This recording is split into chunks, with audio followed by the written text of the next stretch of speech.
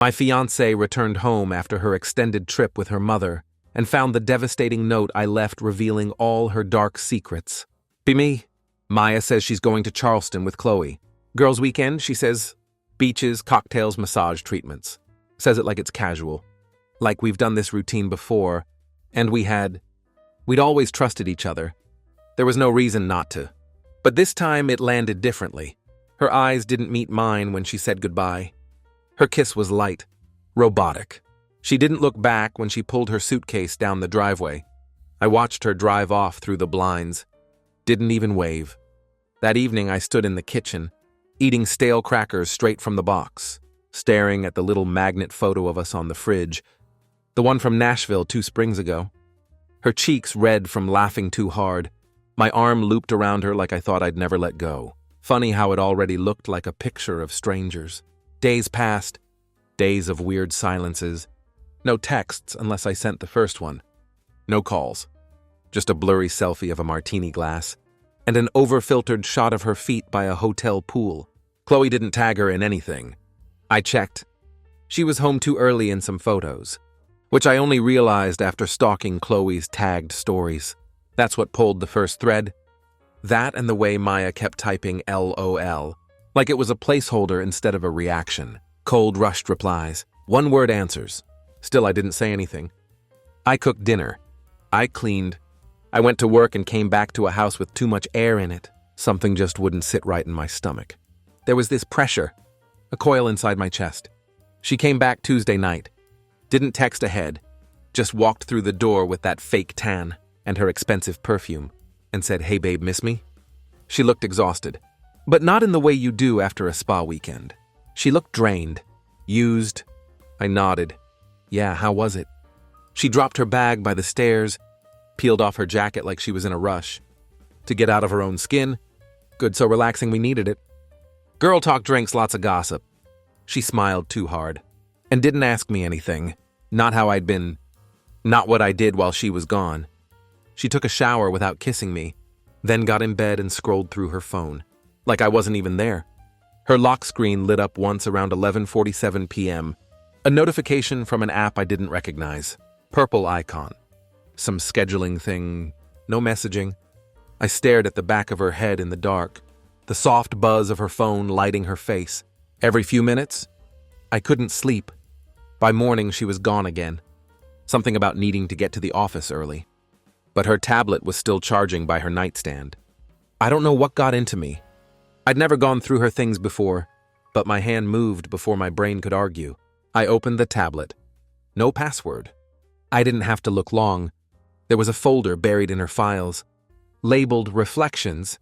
Thought it was something from work maybe, a presentation. Instead, it was a Word document. Just one, no date. Titled, If I Could Say It to Your Face. I opened it. My body locked up as I started reading. It wasn't a journal. It wasn't therapy notes. It was a goddamn love letter to him. His name was Tyler. She met him through a client, apparently. At a cocktail mixer 3 months ago. She wrote about their first touch like it was poetry. The way he looked at her. The way she hadn't felt seen like that in years. The way she let him see her. I kept reading even when my stomach turned to ice. She described every detail. Every whispered word. Every lie she told me while she was with him. She said she felt alive for the first time in years. That David is safe, but safe isn't real. Safe is beige. Tyler is fire. She admitted they didn't use protection. That she didn't even care. She said it felt right. That being with him made her feel like a woman, not a role. Then came the sentence that made my ears ring. I love my husband, but I love Tyler more. I didn't move for almost an hour. I just sat there, the tablet in my lap, my hands numb. My pulse was slow and loud. I don't even remember standing up. I don't remember writing the note, but I know I wrote it.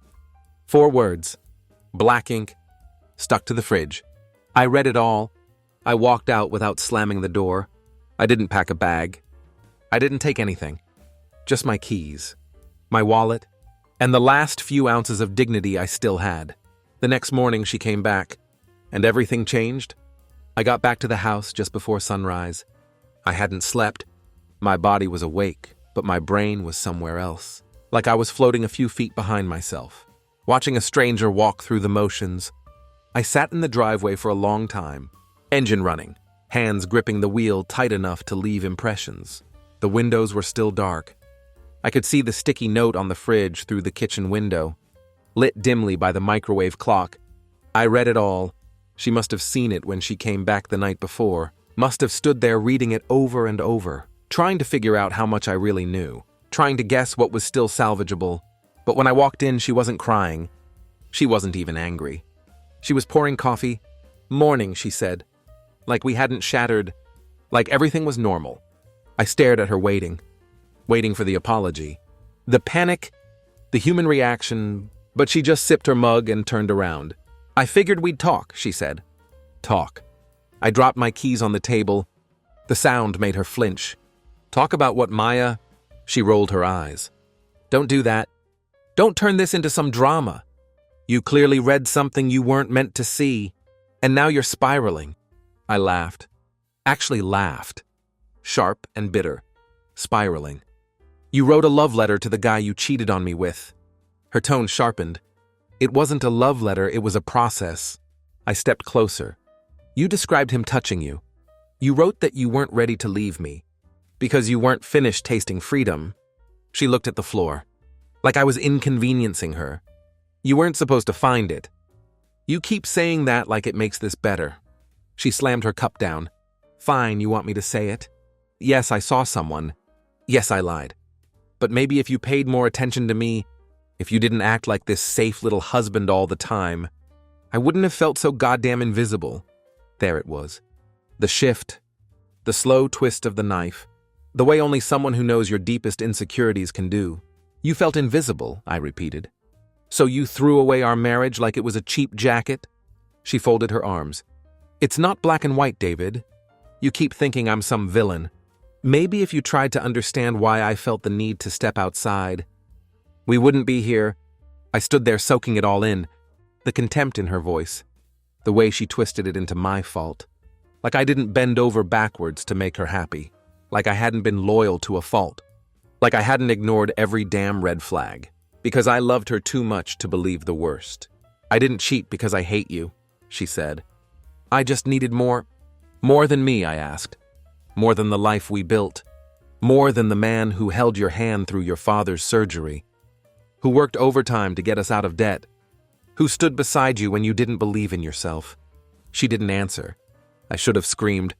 I should have thrown something. But I didn't. I just stared at her. Something in my chest split. Not loud like glass. More like fabric tearing down the middle. Finally I said, "You killed this. Not me. Not we." "You?" She bit her lip. Annoyed. "So what now? You want a divorce? You want to ruin both of our lives over a few mistakes?" "A few mistakes."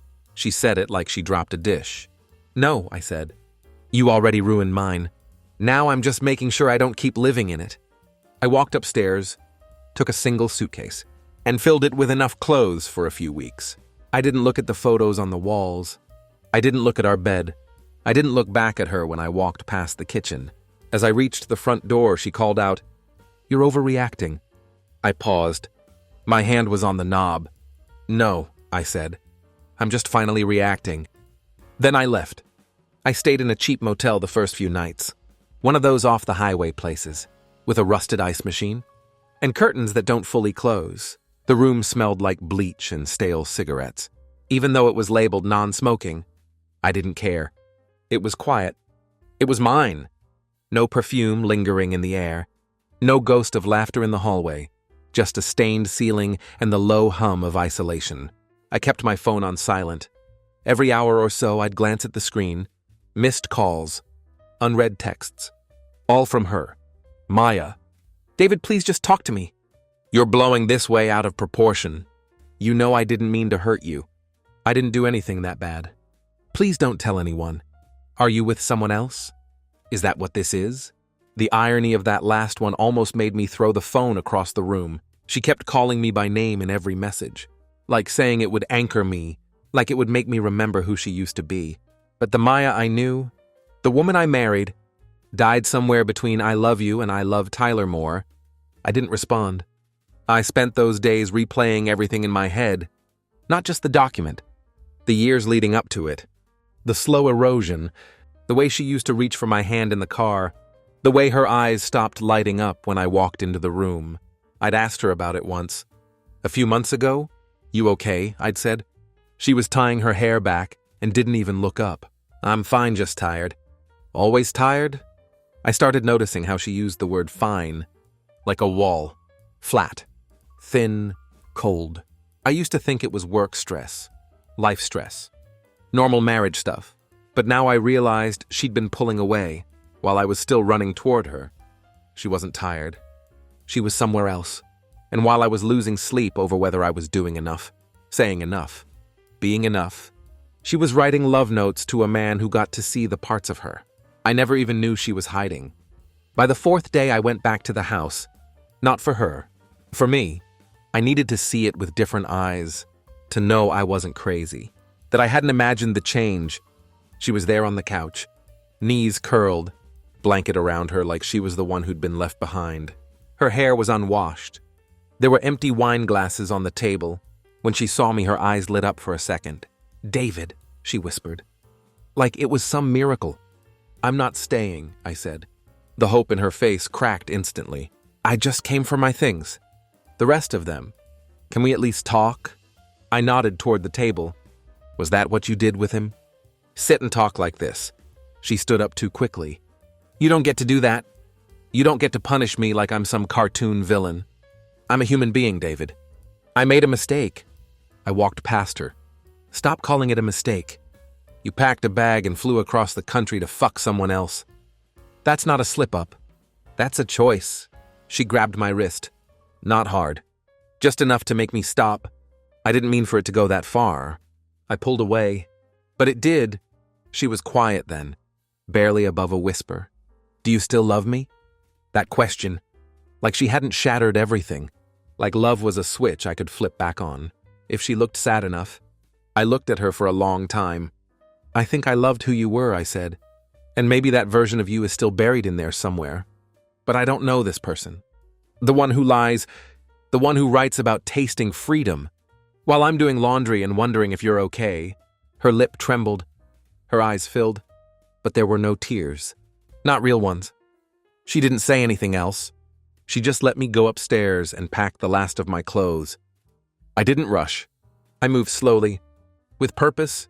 The silence in the house felt different this time. Like it belonged to me again. Before I left, she followed me to the door. "Do you hate me?" I opened the door. Paused. "No," I said. "But I don't trust you." And without that, what's left? She didn't try to stop me again. I walked out into the late afternoon sun. And this time, I didn't look back. It's strange the first time you sleep in a new bed, knowing you'll never go back to the old one.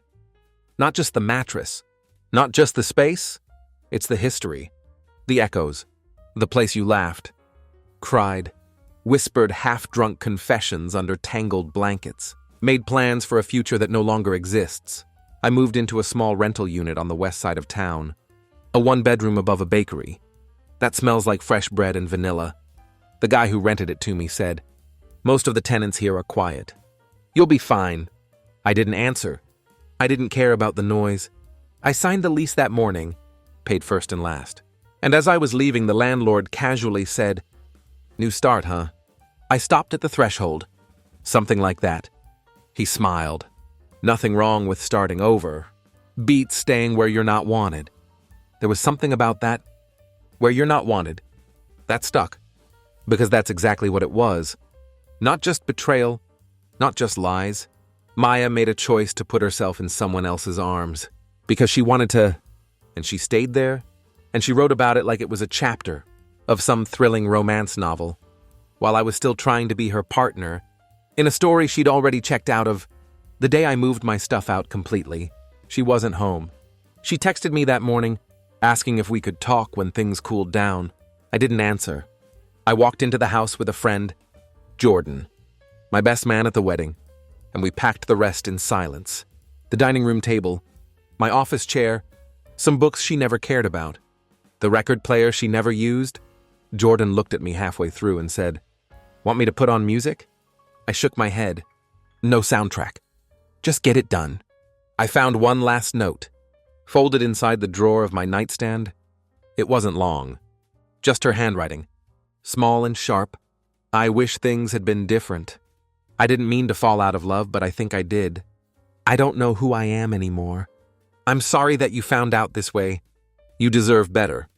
You always did. No signature. Not even love Maya. Just that. Jordan read it over my shoulder and muttered, Jesus. I folded it once, slowly, and dropped it into the trash bag. We left by sunset. I locked the door behind me, then hesitated. Not out of longing, not out of sadness, but because there was nothing left in that house for me. No scent, no warmth, no thread worth pulling. I left the keys in the mailbox and walked away. Later that night, she called. I watched the phone ring, let it go to voicemail. Then a message, Maya, I'm going to start therapy. I know that doesn't fix anything, but I thought you should know. I've been talking to Tyler less. It's not what I thought it was.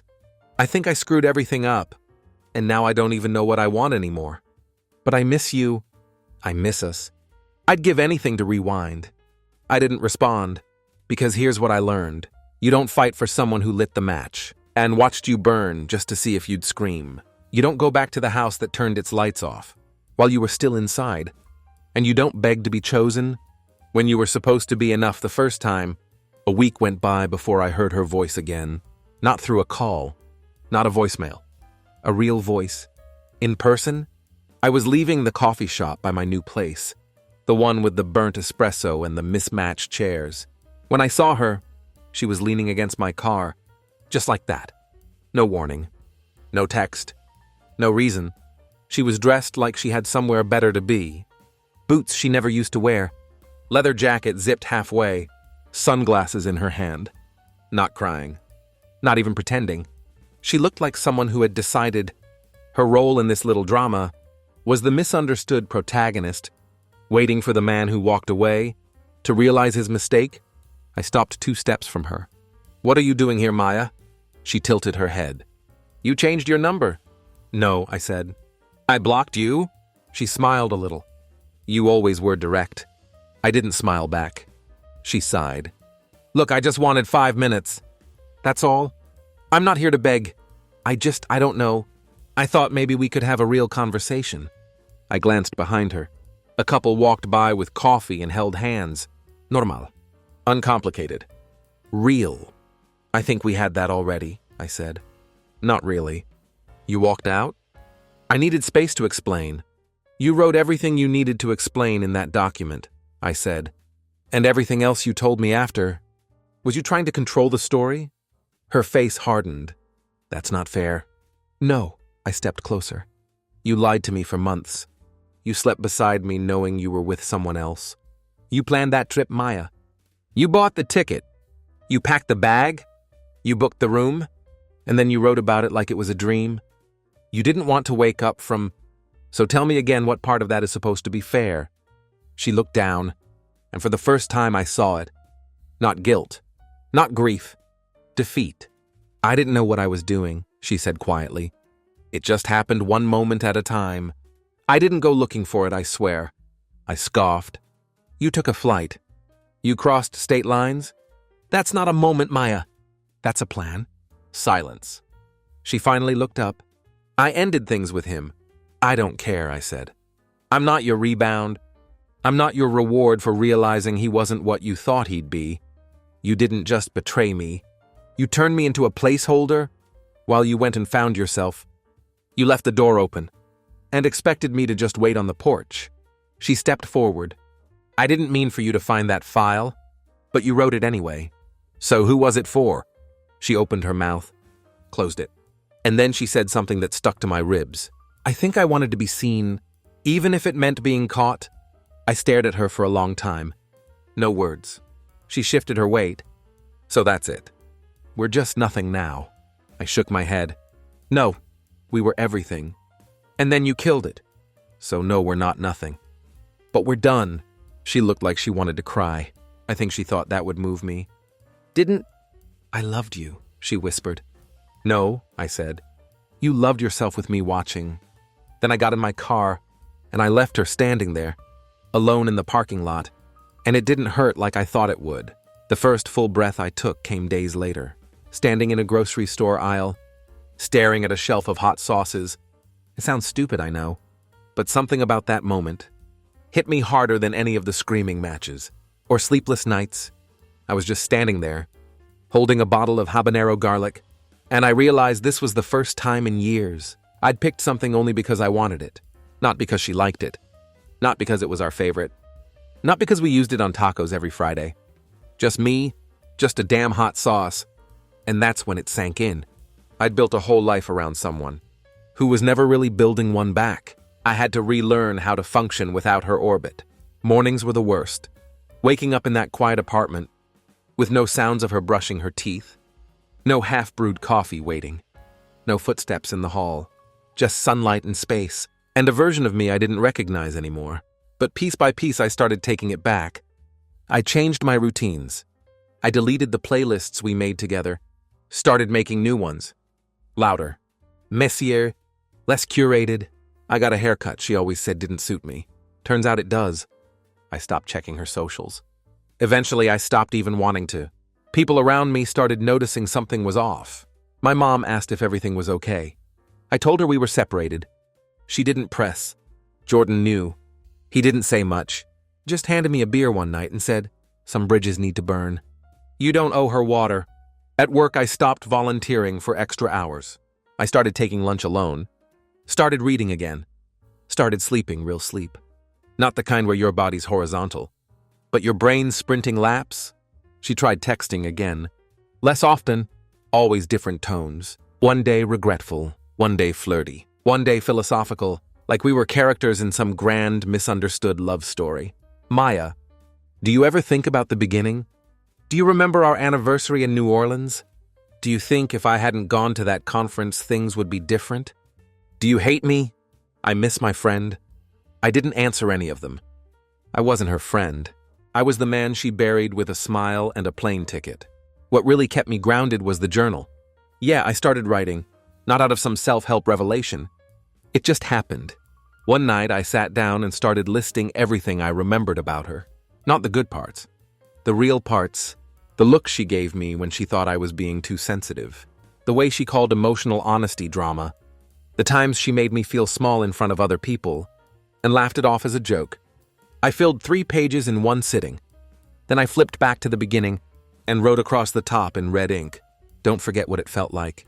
Because time has a way of softening sharp edges, of making you second-guess pain. And I knew if I let myself forget, I might start to miss her again. And that was the real danger. Not her texts. Not the memory of her body. Not the echo of her laugh in the back of my mind. The danger was the version of her I wanted to remember. But that version, that woman, never existed. Not for me. It was around month 2 when the silence started feeling like a gift. Instead of a sentence, the phone stopped buzzing. The "just thinking about you" texts dried up.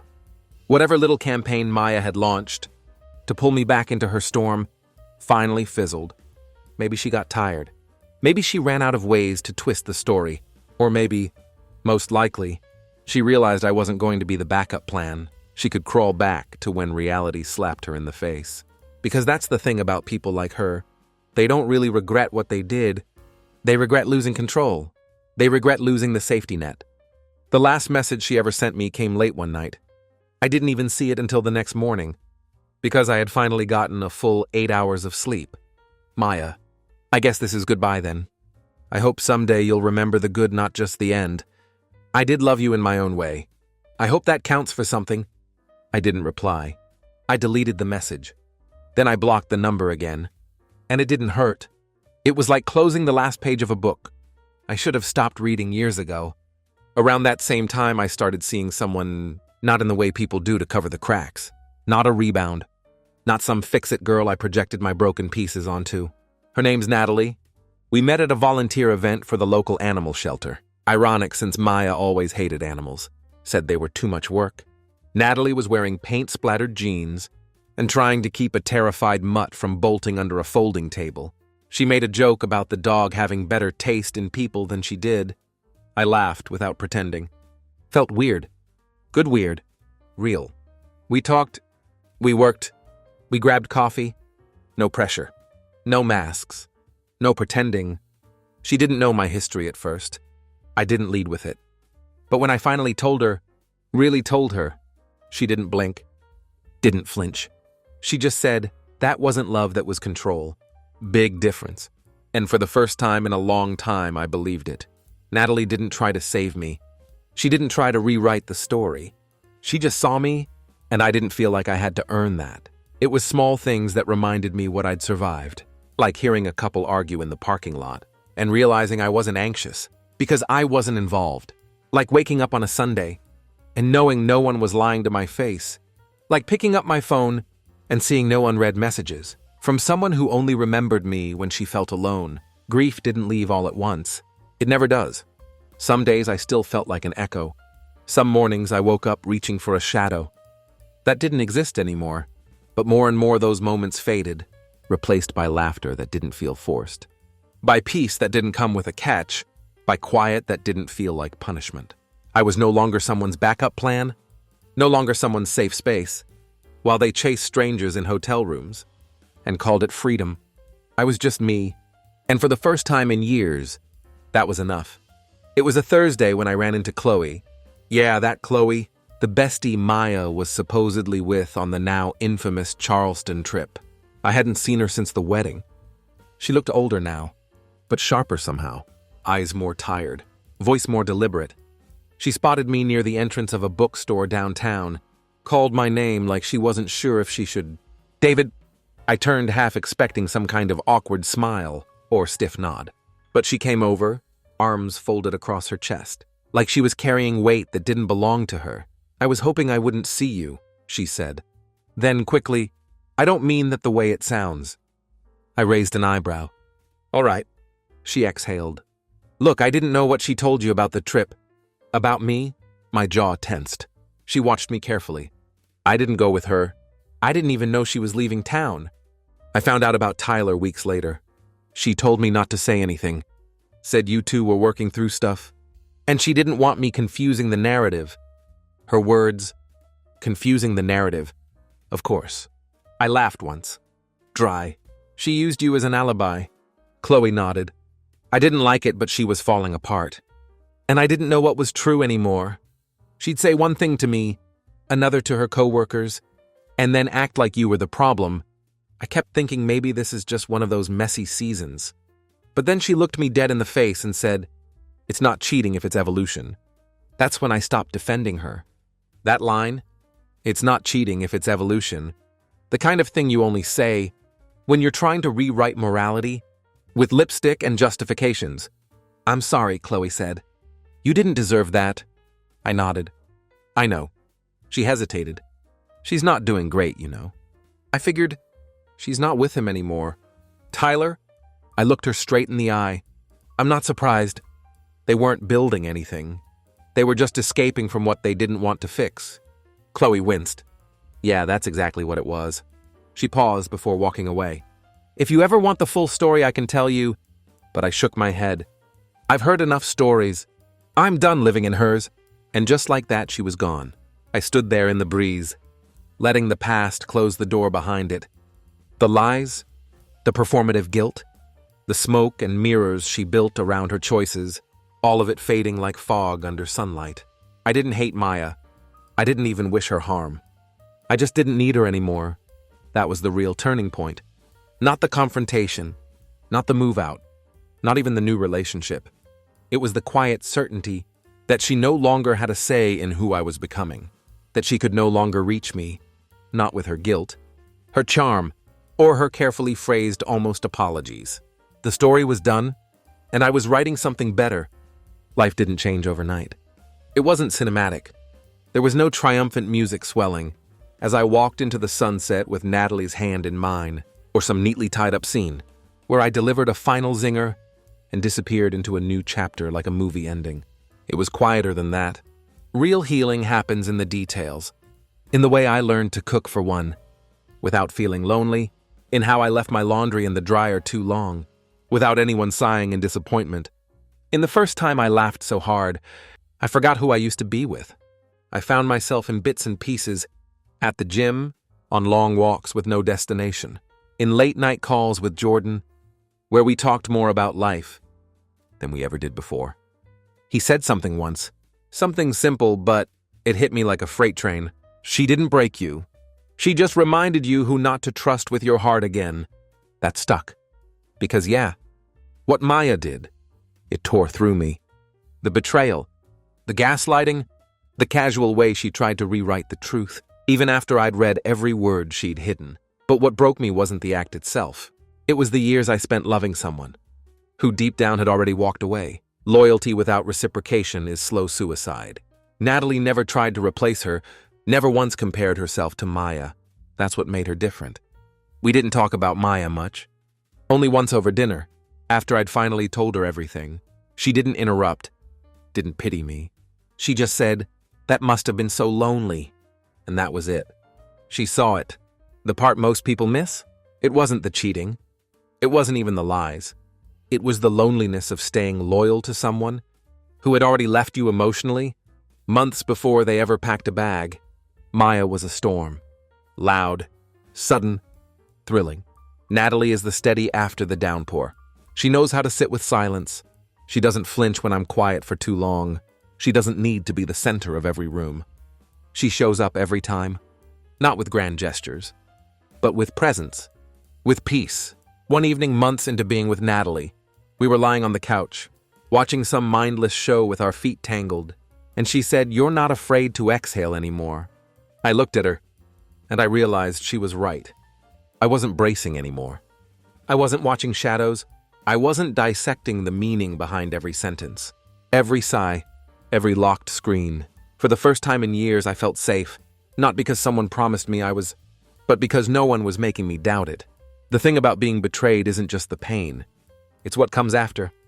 The way you question your instincts, your memory, your worth.